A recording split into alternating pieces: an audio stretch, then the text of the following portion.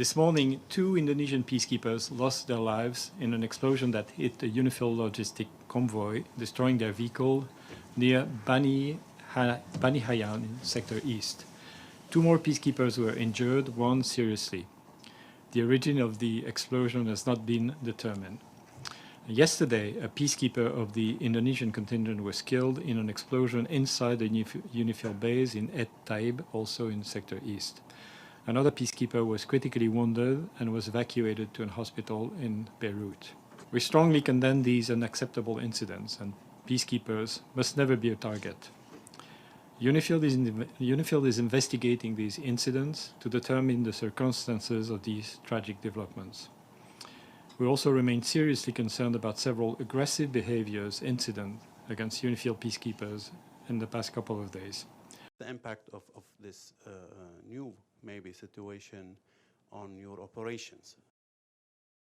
What we have seen clearly is an increased presence of the IDF, together with the strikes, of course, in different parts of Lebanon.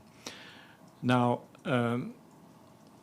it's difficult for me to speculate on the final intent because I cannot speak on behalf of the Israeli authorities, the IDF, certainly. I wouldn't pretend to do this, but based on what we're seeing, as well as several statements emanating from the Israeli authorities, and also the orders for evacuation of civilians, it certainly looks like we might end up with, I would call it an expanded buffer zone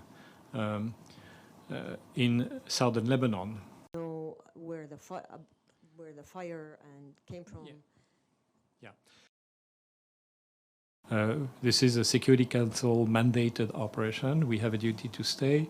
Of course, the ability to operate is constrained today, but the mandate remains, and also the perspective of ultimately reaching a political solution, which is the only way in which we believe, the Secretary General has repeated that time and again, and more recently in Lebanon, that's the only way in which a durable, sustainable solution can be found for Lebanon and the region.